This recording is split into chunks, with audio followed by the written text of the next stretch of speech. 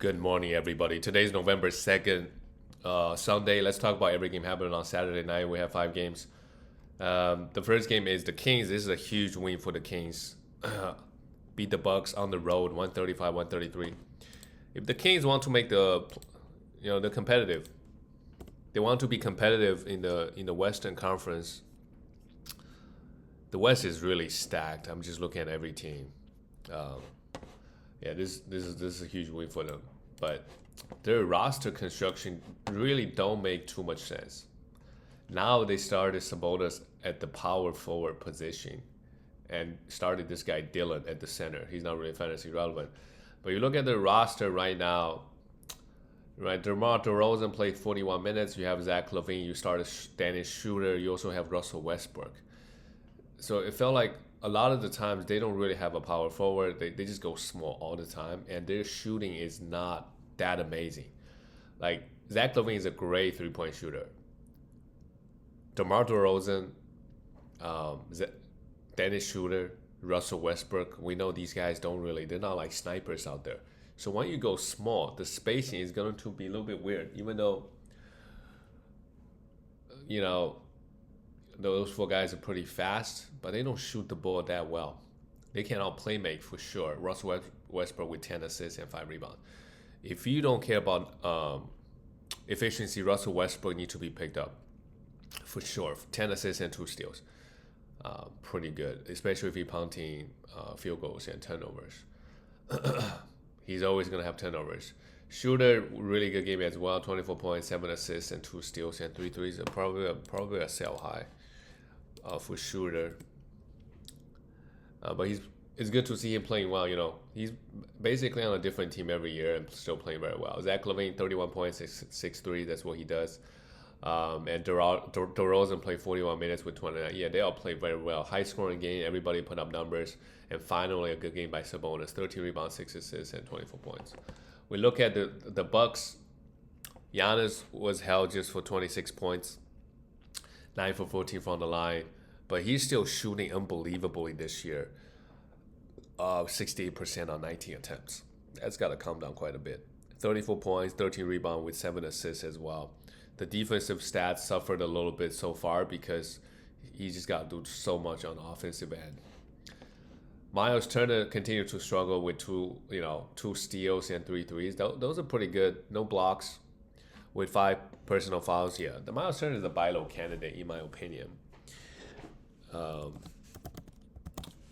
He's 109th ranked player. So he's not horrible. He's still averaging 1.8 blocks. It's just he's shooting under 40%. So if you got a guy that's I'm trying to see who's like kind of way overperforming right now. Right, Bilo Coulibaly had a decent game, right? Like Cam Thomas is a guy that I can think of that's playing really well on the Nets right now, but is he even playing well? Actually, let's see. Where's Cam Thomas ranked? Never mind. He's he's not playing that well. He's putting up some nice numbers, but overall he's not that great. But yeah, I will buy Miles Turner low. I think once the shooting starts, right, this team obviously need him. His offense need his rim protection. He's gonna be great, and playing him with Giannis is like the perfect fit, just like Brook Lopez. AJ Green with 4 threes and Ryan Rollins is absolutely must roster. The man, I mean, is definitely a sell high, right? Do a 2-for-1, try to get like a top 20 player. He's shooting 60%, 8 assists and 2 steals. At some point those numbers are gonna come down. Gary Trent Jr. with 4 threes. And Kyle Kuzma, Bobby Portis, these guys are they don't get enough minutes to be must rosters. Let's go to the next game. We have the Timberwolves beat the Charlotte Hornets. Still no Anthony Edwards. After this game, they improved to 3-2-3, and Randall is a big sell high. Versus Charlotte Hornets, of course, he goes off again with 30 points with really good efficiency. Randall is the 13th ranked player. Yeah. If you can trade Randall to get like a Harden, right, Jalen Brunson, these AD is really underperforming, and he just got hurt again. So yeah, try those. Anthony Edwards is out, 13th ranked. This is as good of a start Julius Randle ever had. So yeah, I will try to shop around and see what's going on. Rudy with 15 rebound, 5 assists, and 2 steals and block. Also use this game if you can sell high on Rudy. They did play just Charlotte Hornets.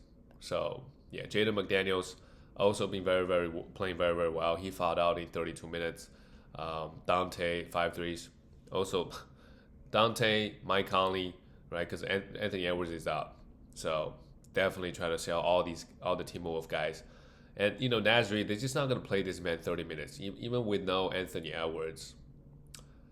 He's just a guy that come off the bench and jack up some shots. 3 threes, 18 points is great, but you can see the bench minutes plus minus is 0, while Rudy had a plus 31. For the Hornets, LaMelo, again, pretty poor shooting, but 8 assists, 7 rebounds, 2 threes, and a steal is okay. Colin Sexton, they started him again. 20. This is a problem. Like, if he gets 30 minutes, sure, he's going to put up numbers. But playing him and LaMelo Ball together, a lot of their skill set overlap, so it just don't make sense to play both of them. Miles Bridges finally had a decent one with 30 points and 6 threes. And Ryan Collenbrenner with 4 blocks. He's a must roster. He missed some shots today because, he is playing against Rudy. 2 for 4, but had 4 blocks, 6 rebounds. Very strong stuff from him. We go to the next game. We have the Warriors losing to the Pacers. This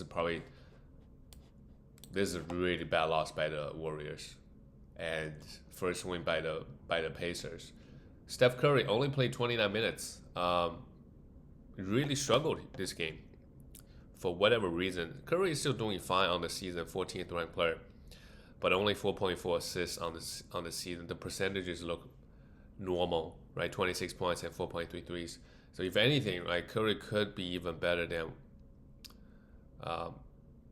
He's only 18 shot attempts, 5. But yeah. Like I do see his rebound go up, his assists go up. Right, he's blocking 0.6 shots. That's a little bit high, but yeah, I do expect Curry to maintain this level of production pretty easily. On a per game basis, he just gotta stay healthy. But this is a really weird game from Curry. Like against the Pacers definitely not an elite team. He goes 4 for 16 from 3. You don't see that from Curry very often. Podziemski, because most teams they're not even gonna let Curry get off 16 threes. He did, and he only had 24 points. A pretty weird game. Podziemski, 16 points. Played okay, right? He's somebody that you could definitely have on your team, but maybe not a must roster. But he's definitely somebody else. If he's playing well, definitely use him to trade. Let's see where he's ranked. He's 92nd ranked player, averaging 12 points, 2 threes, 4.6 rebounds, and 1.4 steals. So his biggest category is steals. Doesn't really contribute anything else. So that's good enough. If he can maintain 1.4 steals and 13 points, happy with that with 2 threes. Jimmy Butler, 20 points, 3 steals and 2 blocks, 6 rebounds, 7 assists. Jimmy Butler is playing amazing. It's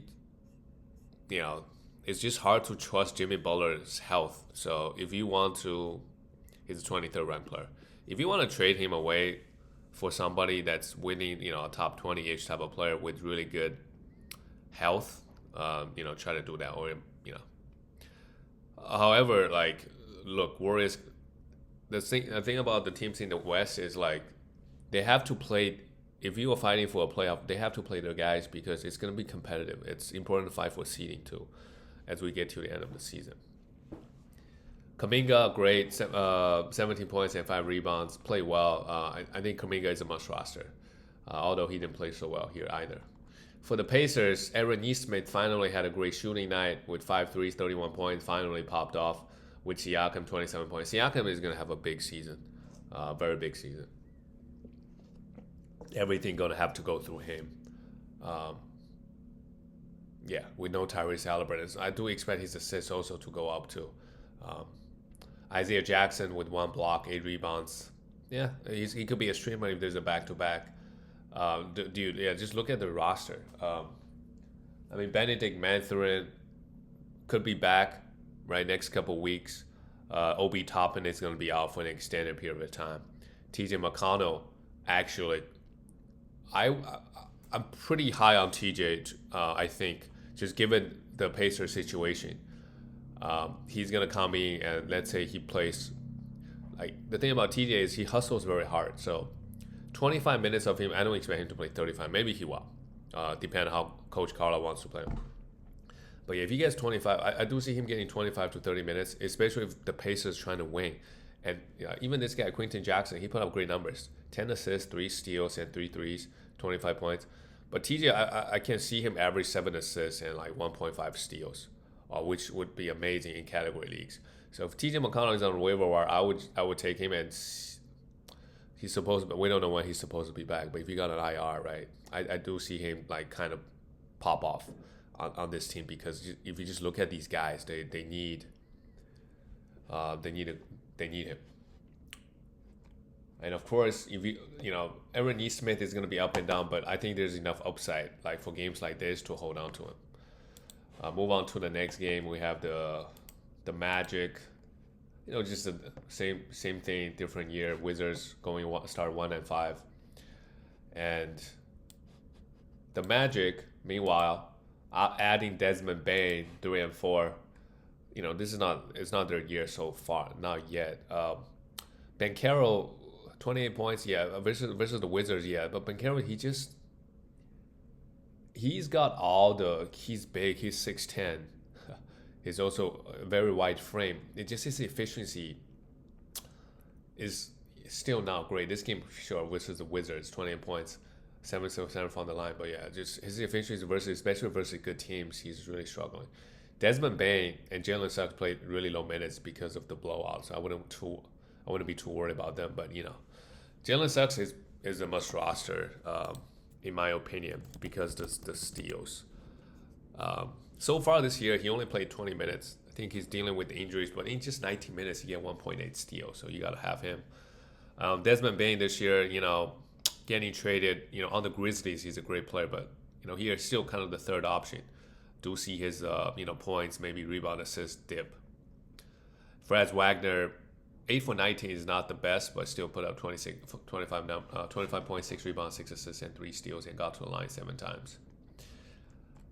Yeah, this Magic team, it is. They got 2 very big wings. They're a big team. Like I think Franz Wagner is also 6'10". So their small forward, center, and power forward, they're all 6'10" and over. So they're a decent defensive team, just based off their size. For the Wizards, blowout, Alex Sarr continues to play very well. And I did not expect him to be this good so far. If anything, honestly, I might just try to sell Sarr if I can. If there are takers in the league. Sarr is a 43rd ranked player this year, averaging 2.2 blocks and shooting 53%. 2.2 blocks and 8.5 rebounds, sure, right? Especially if he get the minutes, he could average 2 blocks. It's just a 53% shooting. I'm not sure if he actually got really, really good offensively, or maybe he fall back to the mean. Bilo Coulibaly, he needs to be rostered, of course, but if he plays well, I also try to sell him. The thing with the Wizards players is, how the bad teams are, like, they're just not going to play these guys.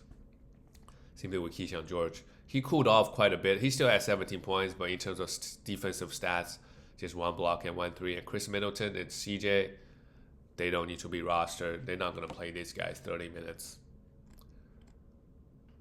Yeah. And Bob Carrington, I think if you want to drop him, I think it's fine. We don't know when they're going to really start playing him. At some point, they're not going to play CJ. At some point, we just don't know when. The next game is the Rockets. The Rockets are only 3-2. They look pretty unstoppable versus the Celtics. 3-2. They only play 5 games too, while Celtics play 7. Because of the blowout, guys' minutes a little bit low. Şengün, 5 for 13, but 10 rebound, 9 assists, is doing 2 blocks. Great. The counting numbers look great. KD, the efficiency is just insane. 8 for 9 from the free throw line as well. 2 steals and a block. But KD this year, he's really not doing any playmaking, which is fine. Just 1 assist. Yeah, Amen Thompson had a good game here, but he has not lived up. He's a guy that's getting drafted in the second or third round. He's a buy low, in my opinion. Um, yeah, he's a big buy low. A big reason is he's not getting as many defensive stats, and his efficiency, especially from the free throw line, is a little bit suspect. But I think on a per game basis, he has immense upside. Right, he could be a legit top 25 player if the defensive stats started coming, which is why he's getting drafted there. But if you draft him there, you draft him at his ceiling, right? The best case scenario, he's there. So yeah, try to buy low. Also, depend on how impatient, because he's still gonna probably have rough games as well, from time to time.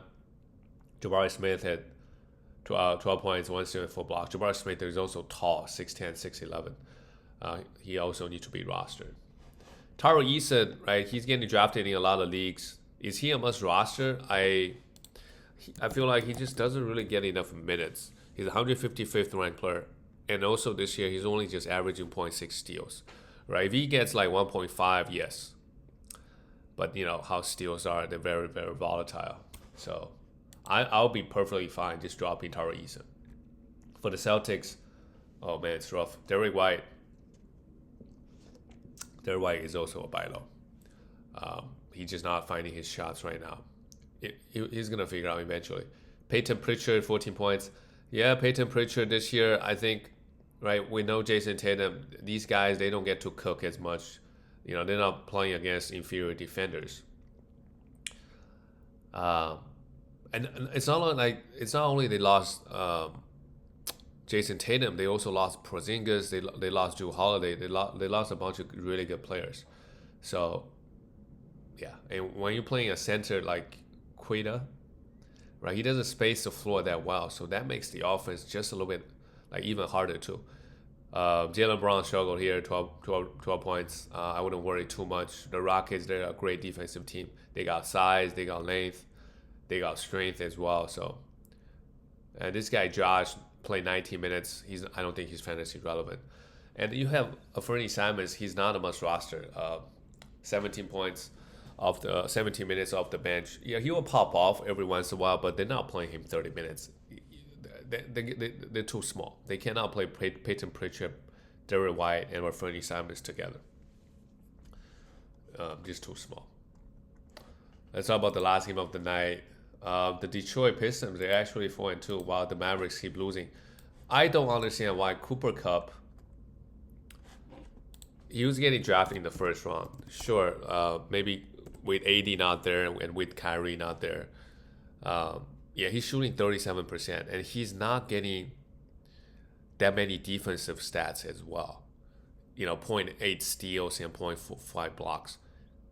His biggest strength is free throw.